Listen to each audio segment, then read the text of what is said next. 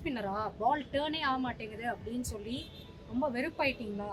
நிறைய காரணங்கள் இருக்கலாம். அதில் ஒரு முக்கியமான காரணம் வந்து நீங்கள் பாலை எப்படி கிரிப் பண்ணுறீங்க அப்படிங்கிறது. ஸோ எல்லாருக்குமே தெரியும் ஆஃப் ஸ்பின்னரோட பேசிக் கிரிப் எப்போவுமே அக்ராஸ் சீம்.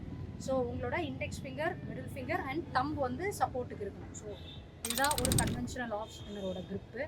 ஸோ சம்டைம்ஸ் என்ன ஆகலாம், சில போலர்ஸ் எஸ்பெஷலி ஒரு பிகினர் லெவலில், இல்லை நீங்கள் ரொம்ப நாள் கிரிக்கெட் ஆடாமல் சடனாக வந்து விளையாடுறீங்களே, இப்போ தான் நீங்கள் ஆஃப் ஸ்பின் போட கற்றுக்குறீங்க அப்படின்னா கூட இந்த கிரிப்பு சம்டைம்ஸ் மாறலாம். ஸோ காமனான மிஸ்டேக் என்ன நடக்கும் அப்படின்னா, சில பேர் இந்த index and middle finger, so இது ரெண்டும் ரொம்ப வைடாக வந்து பிடிக்கலாம். ஸோ ரொம்ப வைடாக பிடிச்சா என்ன ஆகும் அப்படின்னா, உங்களால் நினச்ச அளவுக்கு பால்ஸ்க்கு ரெவ்ஸ் அப்படின்னு சொல்லுவாங்க. ஸோ ரெவ்ஸ்னால் என்னென்னா, அது எப்படி காற்றுல ட்ராவல் ஆகுது அப்படிங்கிறது பிச் ஆகிட்டு டேர்ன் ஆகும். ஸோ இது ரொம்ப வைடாக நீங்கள் பிடிச்சிங்க அப்படின்னா அந்த ரெவ்ஸ் நீங்கள் இம்பார்ட் பண்ணுறதுக்கு பாருங்கள். இப்போ நான் போடுறேன், என்னால் இவ்வளோ தான் பண்ண முடியும்.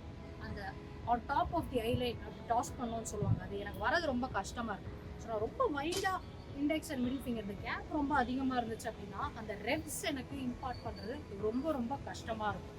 ஸோ அதனால பால் பிச்சாகவும் லைன் லென்த்தில் விழும், ஆனால் உங்களுக்கு பெரிய அளவில் டேர்ன் கிடைக்காது. அன்லஸ் விக்கெட்டில் வந்து ஏதாச்சும் இருக்குது, இல்லை ஏதாவது பட்டு உங்களுக்கு போகுது அப்படின்னா மட்டும் தான் கிடைக்கும். பட் அந்த கன்வென்ஷனல் ஒரு ஆஃப் ஸ்பின்னருக்கான டேர்ன் உங்களுக்கு கிடைக்கிறது ரொம்ப ரொம்ப கஷ்டமாக இருக்கும்.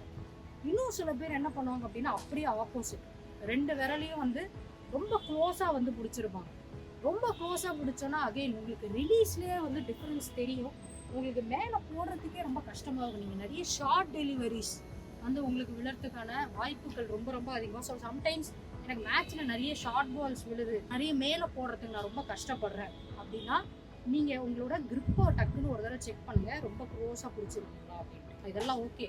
கரெக்டாக எப்படி பிடிக்கணும் அப்படின்னு கேட்டிங்கன்னா, இந்த இண்டெக்ஸ் அண்ட் மிடில் ஃபிங்கருக்கான கேப் வந்து ஐடியலாக இருக்கும். ஐடியல்னால் என்ன அப்படின்னா, உங்களுக்கு கம்ஃபர்டபுளாக இருக்கணும். அதாவது பாலை வந்து நீங்கள் ஃபர்மாகவும் பிடிச்சிருக்கணும், அட் தி சேம் டைம் உங்களுக்கு வந்து ரிலீஸ்க்கும் வந்து நல்லா கம்ஃபர்டபுளாக இருக்கும். அதுதான் வந்து சொல்கிறது. ஸோ இப்போ நான் பார்த்தீங்கன்னா என்னோட இந்த ரெண்டு விரலுக்கும் எனக்கு எவ்வளோ கம்ஃபர்டபுளான கேப் இருக்கோ அந்த அளவுக்கு நான் பிடிச்சிருக்கேன்.